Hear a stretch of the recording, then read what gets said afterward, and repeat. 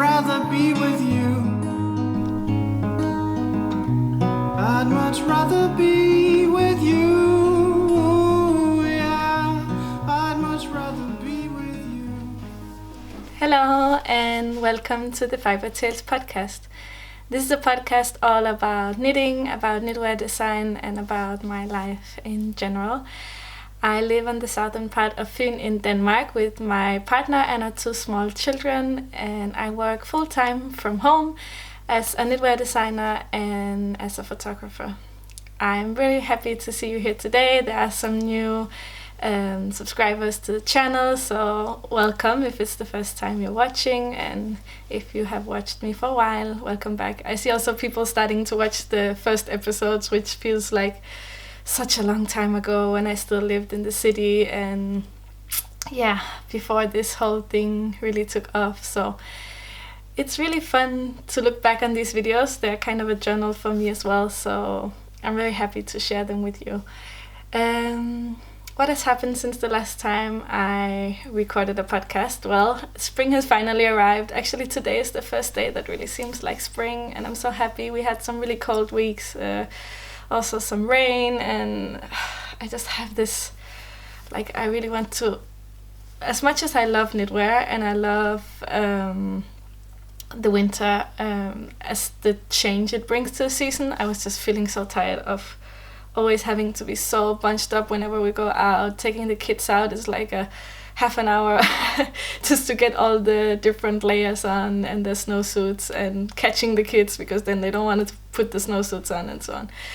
Just I've just been really longing for spring. Spring is one of my favorite times of year. I know that for many it's fall, but I just feel so much new energy after the cold, dark winters we have. When the spring starts arriving, it is such a beautiful time. I just want to go out, and after I record this, I think I will go for a bike ride. It's one of my favorite places where there's a very nice little stream, and maybe I will record a few clips if I manage to go.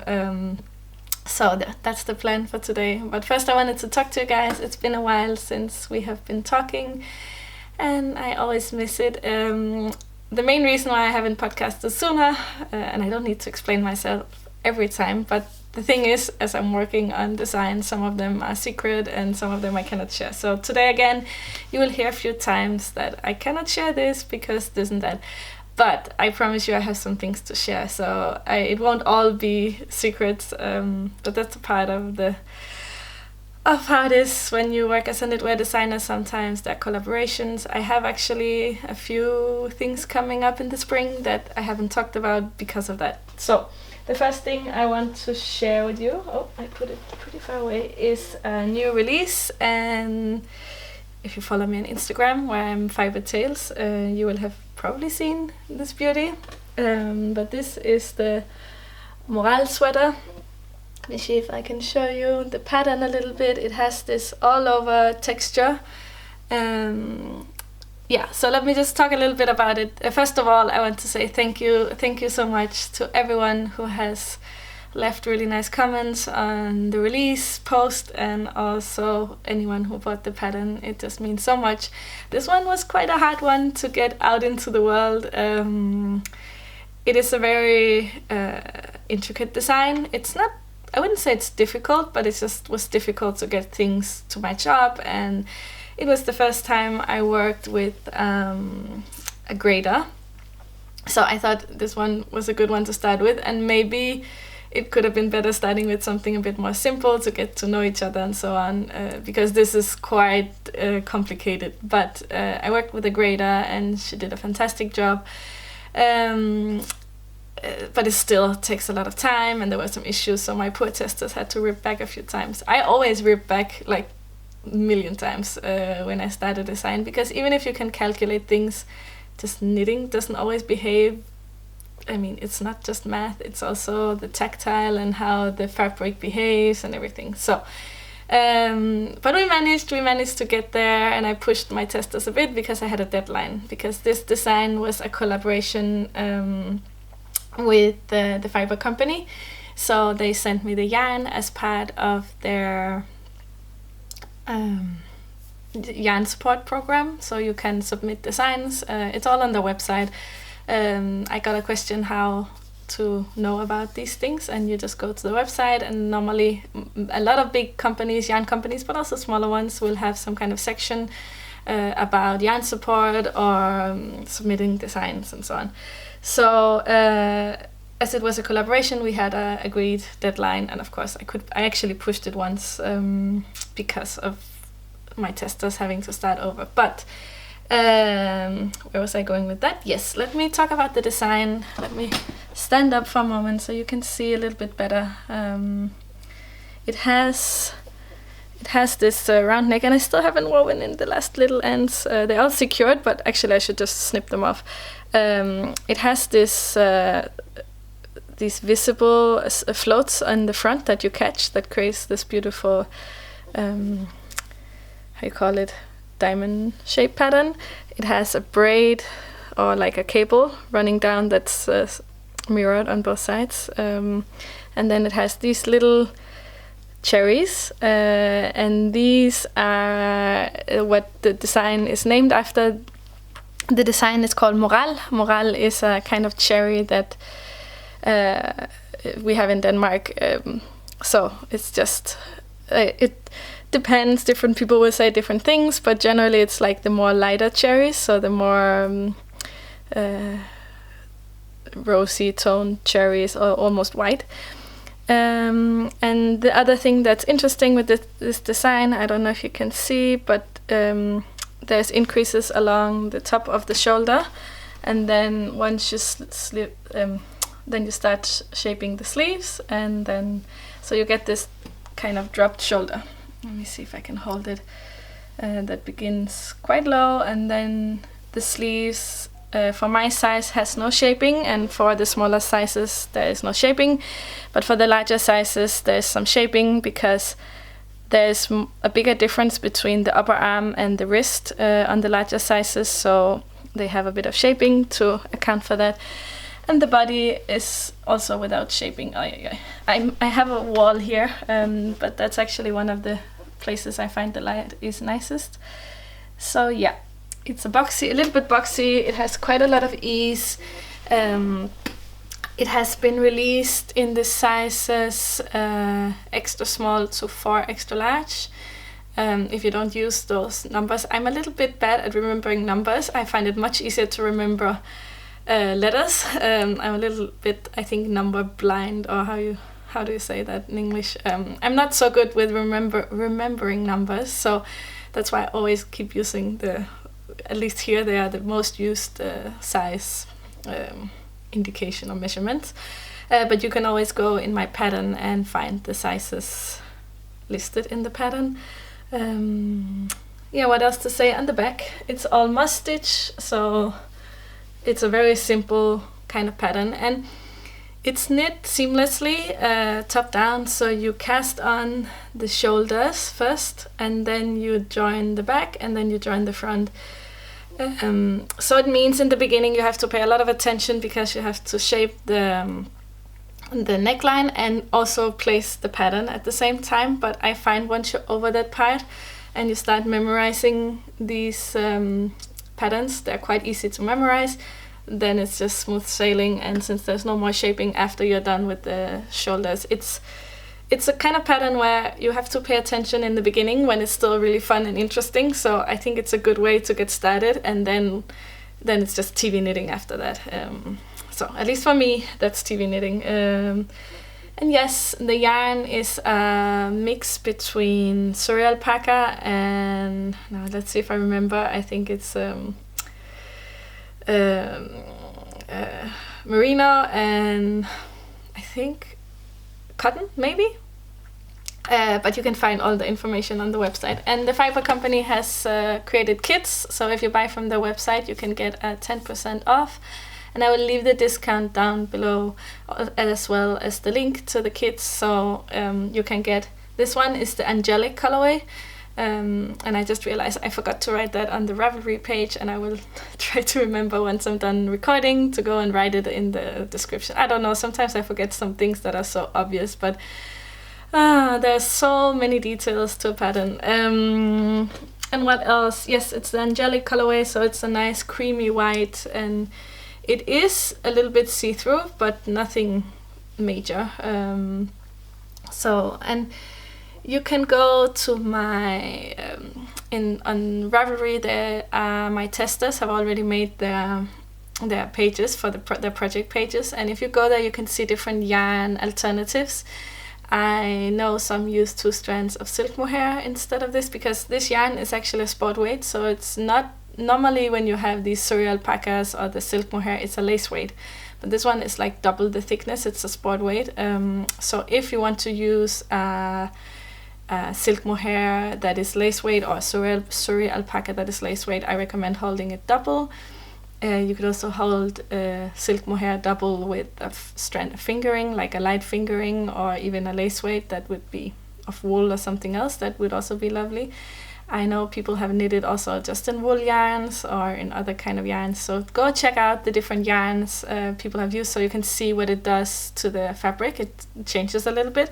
So with the fluffy yarn, the textured pattern is a little less prominent, but I wanted that for this design. But it also looks very nice when you have it a little more, when you have a better stitch definition, right?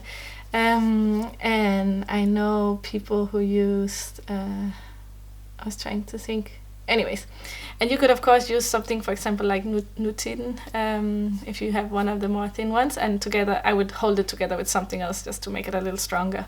But there are, because I know I'm mentioning Nutiden because I know a lot of people are a fan of Hörner och Aya. I don't know my Swedish pronunciation, but you know. It's been a really long process. I think I began this design back in October, something like that, and now it's finally out in March, so like half a year for this one to come out and everything to work out. So sometimes it can be, I can feel so impatient, because once I'm finished with my sample, I of course really want to publish it, but then I need to give the testers enough time, and yeah. So it also means, because things were delayed a lot and I wanted to not keep pushing the deadline, a few of the larger sizes, so 3 extra large, is still in testing, but I have included it in the pattern. And I always find it really hard to decide if I should include it or not include it, but it has been graded, it has been tech edited, it is in testing, so I feel that it's okay, and it says so on my Ravelry page, so I'm trying to be as transparent about it as possible. But it is always an issue for me to find testers for the larger sizes, to have them finish within a reasonable deadline. For me, I want to give them enough time, but I also need to have patterns coming out if I want to have this work as a knitwear designer. And I know it sounds like I just need to be a little more organized, but I feel like this is my process. I cannot sit down and plan all my patterns like 1 year in advance. I will just lose steam on them. So this is the process and how it works for me. But it means that the sizes and trying to be size inclusive can sometimes be putting more pressure on the testers that I want to. So instead of having all that pressure on a tester to finish, I instead said, that's fine, take the time you need, and I will release the pattern with these sizes being not completely tested. And I also think it's very useful, because if you buy it, for example, for let's say you want to make a 2 extra large and find out that you actually want to make it bigger, then you have the size in there, you have the help from the numbers, so you don't have to sit and try to calculate it itself if let's say I didn't include it.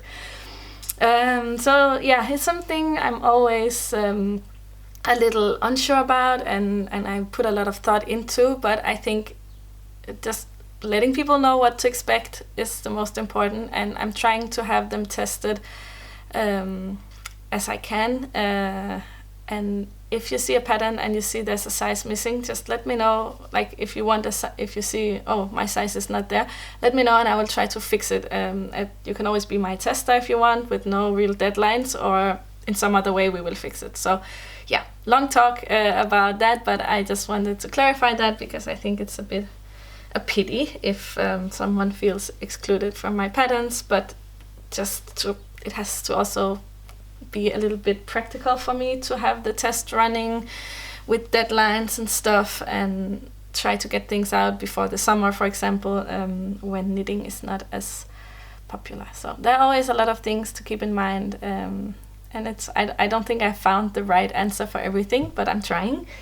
Yes, so that was a finished object, and again, it's already live on Ravelry, so go give it some love if you haven't already. That means a lot.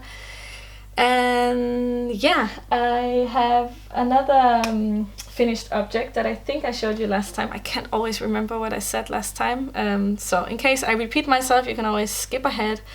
No hard feelings. I finished another one that is this beast. Wow, it's huge. It is really, really big and cozy, and it has a little bit of the same construction. So you work top down, you knit the shoulders first, then you join in the back, join in the front. I really like this construction, as I find it kind of, it's seamless, and you just go. This one doesn't have drop shoulders. I wanted the shoulders to be much more fitted, so it sits nicely on the shoulders, but the rest of it is very oversized. I mean, it looks more oversized than it is when I wear it. But this one is knit in Plötulopi. That is one of my very favorite yarns to work with, and it's 2 strands held double, and it is going in. It is currently being tech edited and graded and stuff, and I will call for testers when it's ready. I feel though that this one is really for winter, but it's finished now. That's what I was talking about. I get my inspiration. I felt like working on a big chunky sweater because it's cold, and I cannot keep a design until next year. That way I cannot, at least for now, it's not really sustainable for me. So it's gonna come out when it comes out. I'm just gonna go for it. So I finished this one, and I just wanted to mention it. Let me see. I have my notes here, so that's why I'm looking in the back. I don't want to talk so much more about this one. I will talk more about it when it is coming out. But another finished object which feels very good to have off the needles. Then I have also finished a shawl that I cannot show you at the moment. It's actually lying over here on the floor, and it's looking absolutely beautiful, and I'm so happy with how it turned out. This shawl I think I knit twice practically. I knit the beginning, then I ripped that back, then I finished it, then I realized something had to be changed, then I ripped back halfway and knit the second half again, so which means I knit it twice, But I can show you the yarn that I've been using. This beautiful yarn is a yarn by Jule from Woollentwine. It's naturally dyed. It is the BFL Masham blend in the colorway caramel, and it's a DK weight, and it is very beautiful. I worked with this base before on my Morel sweater, which is was knit in the same base but dyed by Emma from the Woolly Mammoth, and it's a lovely base. I really like it. I cannot show you the design because this design is going to be a little collaboration, which I can tell you a little bit about, so just to get you excited. So the collaboration will be between Jule, and Eva from the Blue Rabbit House. She makes project bags. If you don't know her, really go check her out on Instagram. She has these beautiful hand-drawn project bags with little animals on. And we decided to make something special together. It's the perfect little collaboration, and I'm so excited about it. And I can't show you anything until we have things a little more ready, and we want to keep it a secret until we're a little closer. But I just finished it, so I've been knitting on that. And I can recommend Jule's yarn because it's very beautiful. And just again, this was sent to me by Jule for the design, the same as the Cirro yarn from the Fibre Co, but the Plötulopi I got myself, just to be transparent and clear about these things. So I can't wait. This little collaboration will hopefully be out in the spring, and I look so much forward to sharing it with you guys. It's something I've been the idea has been in my mind for some time, so it turned out really great. And I have in a bag, just a random bag here, I have some socks I finished, and these I finished after I finished the shawl. I was like, I have nothing to knit on. Does it happen to you guys? Like, you finish something and then you just want something for TV knitting and nothing was there. And then I looked in my pile of yarn and I found that I had a pair of socks, a pair of ankle socks, like this, that I was just missing. Oh, they are so, let's do this because they look a little nicer from this side. I just needed to bind off the toe. So I grabbed them, finished them, and actually they are present for my Italian little sister. So, well, she's not my blood relative, but I lived in Italy for 1 year when I was an exchange student back in way too long ago when I was 16 years old. I went to Italy for 1 year and I lived with the most amazing family. And now the little girl that was my little sister when I lived there, she's big now and is in university, and I knit her a pair of ankle socks. She helped me with my yarn when I sent it out last time. So this is a little thing for her. And I think they're very cute. They are knit in, Lana Grossa. It's Lana Grossa. And the yarn is the tweed sock, and they have it in different colors. And actually, so after I finished this, it took me 5 minutes. I was like, okay, but I still need something to work on. So I looked again, as you do, and I found that I had a whip, which is also in the same yarn, but this one is knit in the, so this is the white, or like a natural colorway, with a rust color that I use for the heel, and it is all tweed yarn.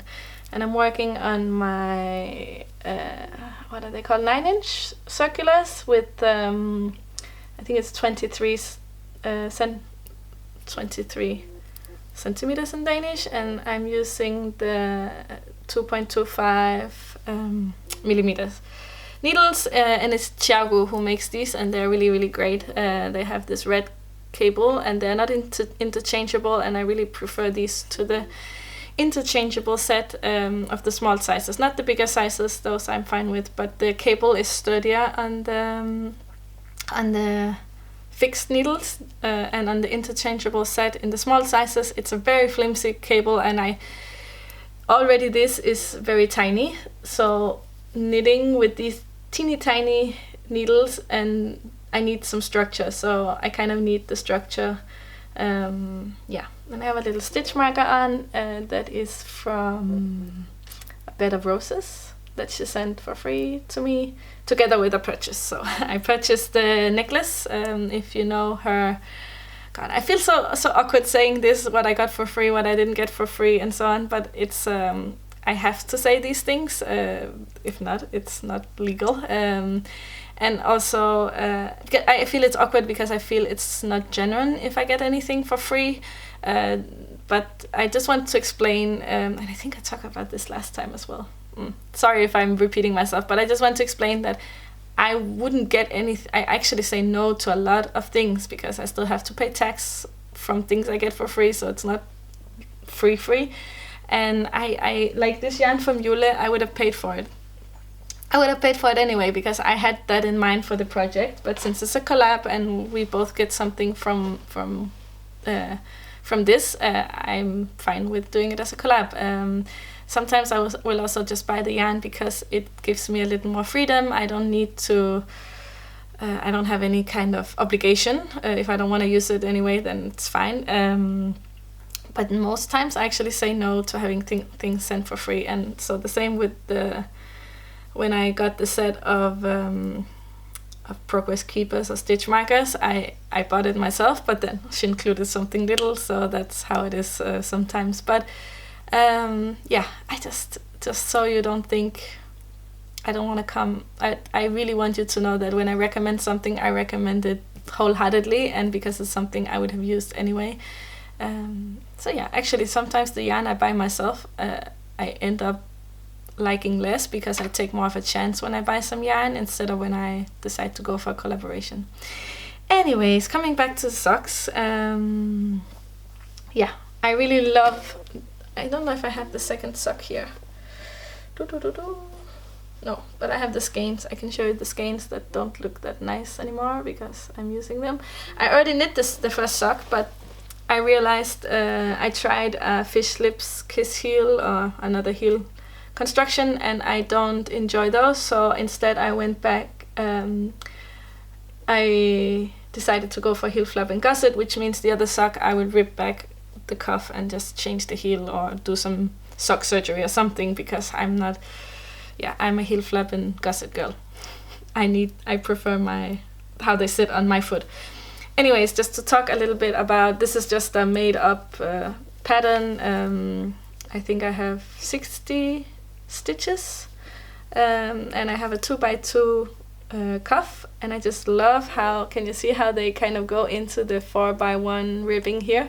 So here I have a 4x1 ribbing, and I just love how it just blends easily into this. And I have the ribbing on the top of the foot here and not on the bottom, and I'm just gonna do a nice rounded toe, and that's it.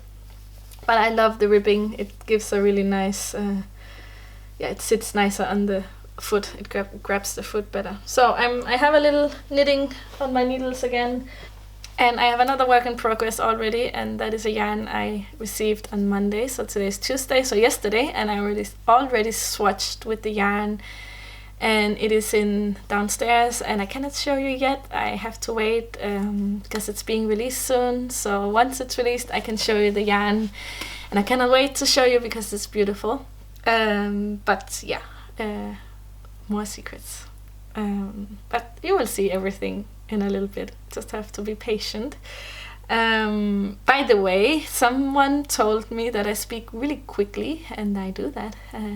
That is my way of being. I cannot change myself, and I don't want to change myself. I speak like this. It would feel very awkward trying to speak more slowly.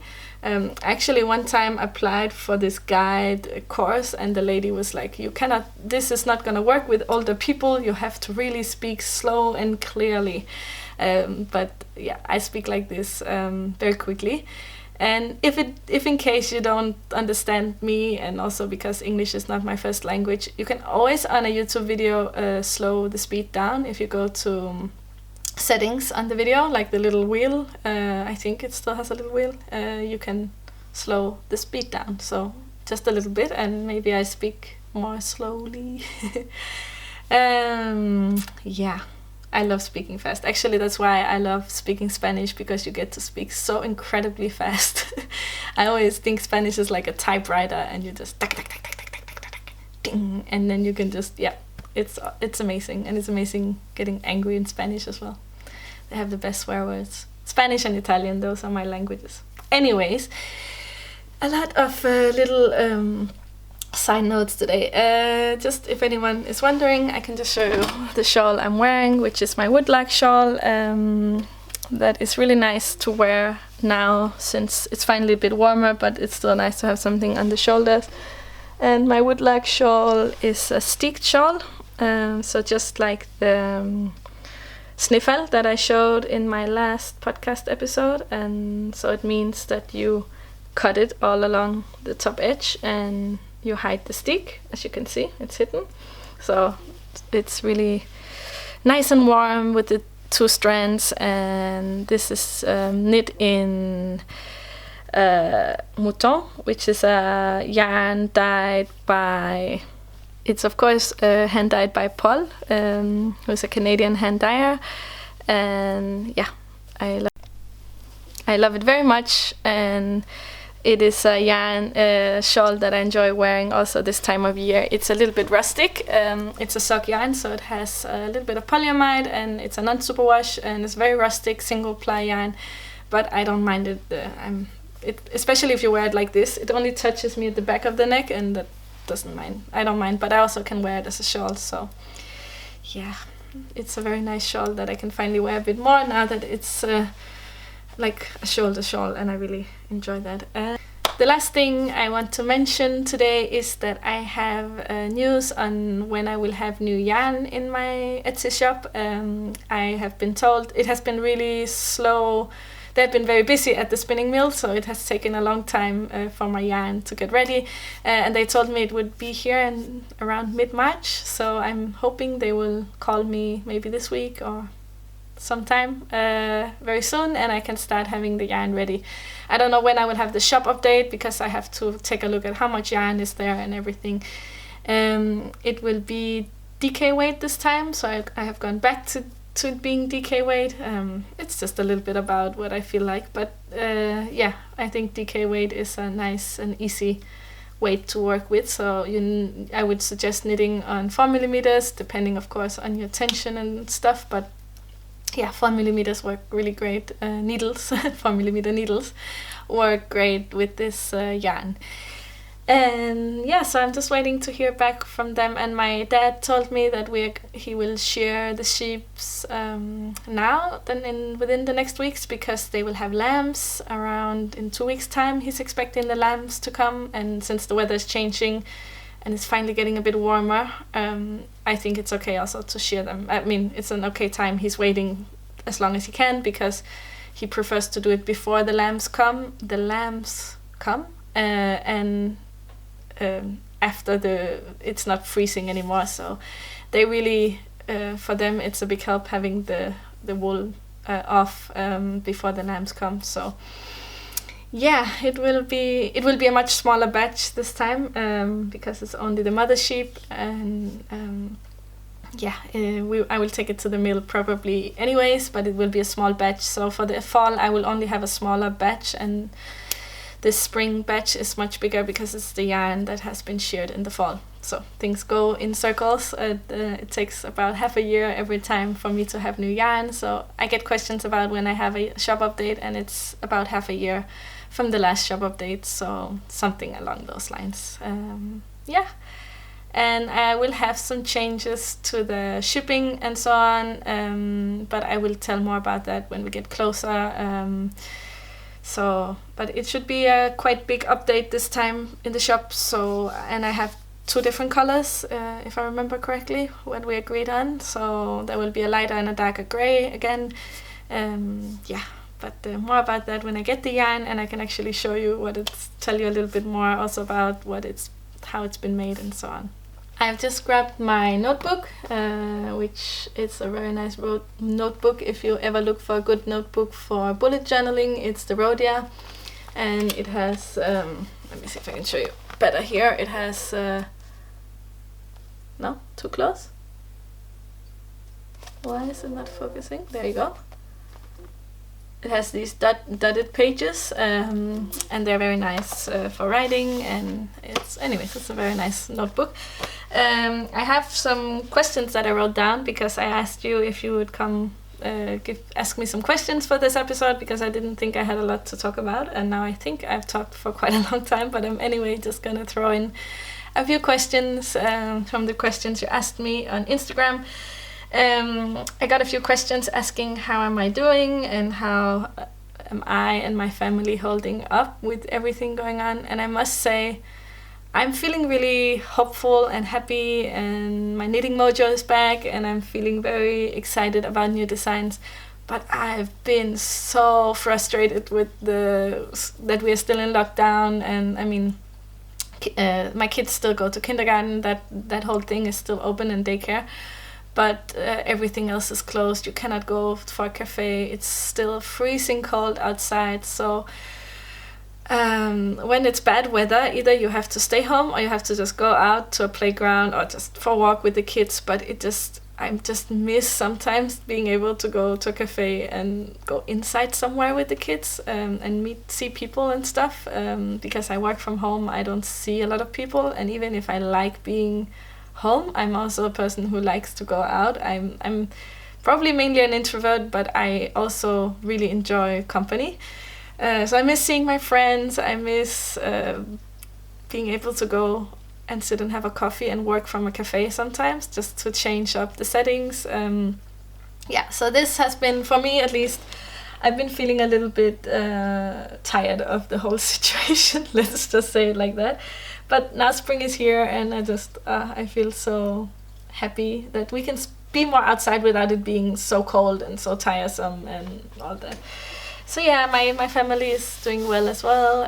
Everything is good, and I feel like hopefully the spring will make things easier. I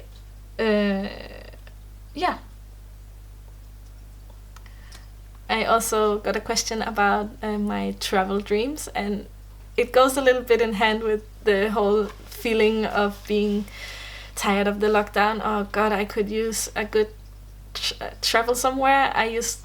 We used to go travel like multiple times a year. My partner is from Poland, so we traveled to see the Polish family, and actually his grandmother passed away some time ago, and he couldn't go for the funeral because it was when we were in the most lockdown. I mean, he could go, but then it would be very complicated with the quarantine and everything.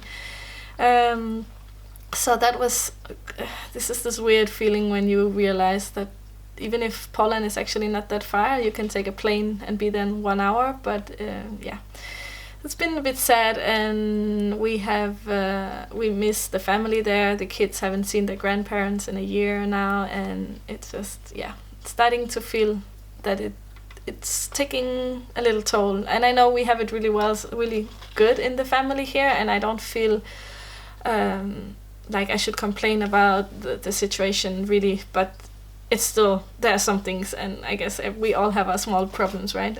So that's how I'm starting to feel.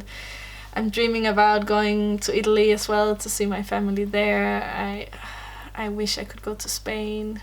I wish so much I could go to Spain. I miss Spain a lot. I used to live there. I miss it so much. I would go to Barcelona, or I was dreaming about going to the Barcelona Knit Festival, and that didn't happen. I couldn't go the year before, and then this 2020 I planned to go, and then didn't happen. I would really like to go to the Basque Country maybe sometime. It could be so amazing to go in the summer with the kids. It's so beautiful there. I dream about going back to Scotland. I was hoping also to go to Edinburgh Yarn Festival together with a few of my good knitting friends, and that didn't happen. I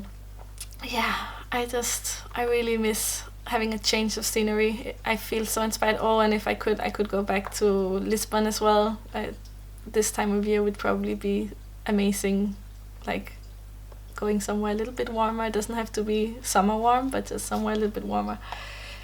So many places I would like to go, really. I have a long list, but those are the places on top of my head that I would love to go, and we'll see what happens. I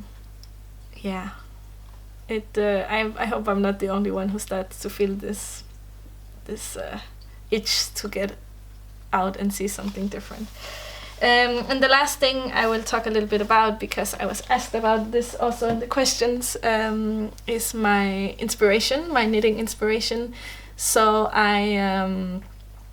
where I get inspiration from my patterns. I got a few questions about that, and I would say my main inspiration is nature.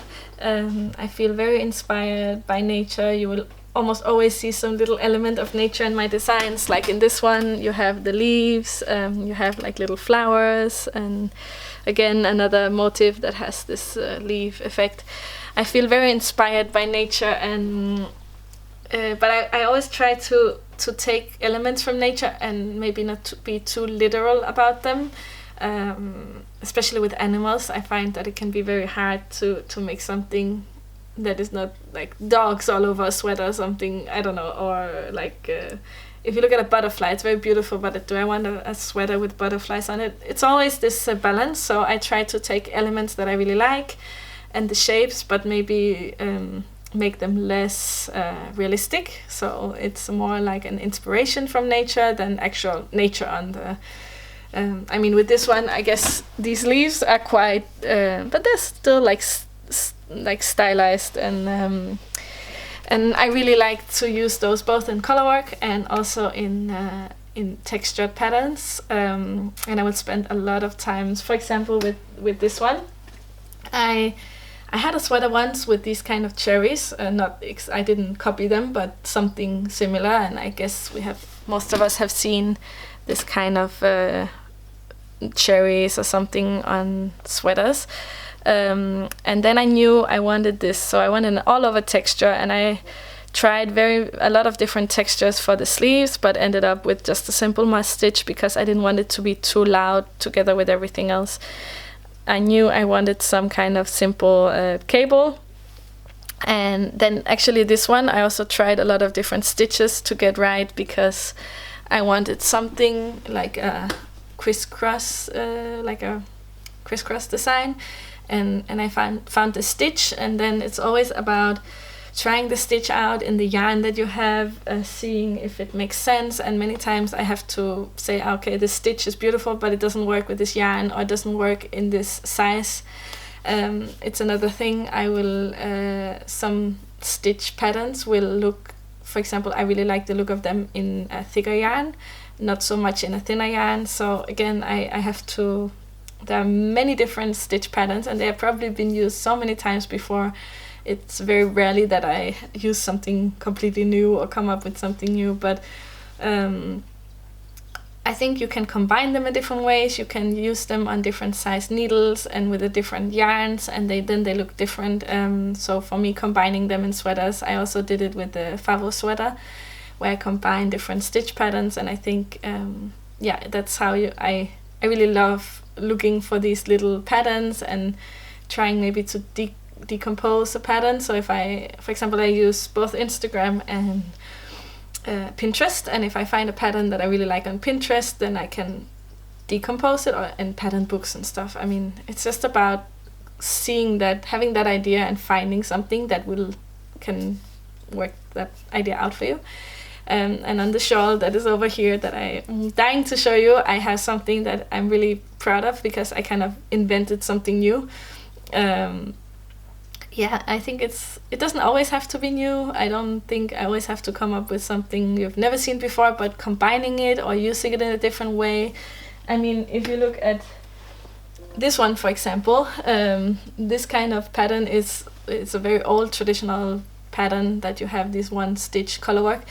But maybe in this yarn and this way I've constructed the sweater. I don't think I've seen exactly this thing, so I'm trying to think that I want to have something different but also very wearable, which is difficult because you can come up with a lot of interesting ideas, but will I wear those ideas? That's always what it comes down to, if it's something I would wear or I wouldn't wear. So yeah, I think a lot about my designs, and I spend a lot of time thinking if it's original but also wearable, and if I would wear it. It's really what it comes down to. And as I said before, with my shawls, I think it's nice to go a little more, you can be a little more creative with a shawl. For example, this one, if you wear it as a scarf, like around the neck, the design kind of is not so visible, which I think is nice because then it's just more like a pattern and it's less busy. So you can always wear them a little more bunched up with the shawls, so it's not so visible. And then for sweaters and so on, I generally prefer them being less loud because I would wear them more if they are not so loud. So it's about little details. Yeah, so I think that maybe explains a little bit my process when it comes to designs, but it's just, I get these ideas and I keep them in my head and I keep revisiting the ideas and trying to come back, okay, this is not too warm. And then I try to come back to the ideas, and sometimes they're there for a long time and I swatch in one yarn and it doesn't work, then I swatch in another yarn, and yeah, it's a long process, as I said, but it's a lot of fun and I can't stop myself. I keep having new ideas, and yeah, a lot of new things will come from those. So I think I've talked long enough. I have to go and eat something. I can feel I'm hungry, and then I will go for a walk because the weather is just glorious. I hope you had a wonderful I hope you have a wonderful day and a wonderful week, and I will talk to you whenever I have the urge to sit down and talk. I really enjoy it, so it's always fun, and I will always come new episodes. Sometimes people are like, I hope you haven't stopped podcasting, and I won't stop podcasting, but it's just, I probably will never have like a podcast out every week, that's just not working for my creative brain and how things work and so on. Yes, take care. I will see you very soon.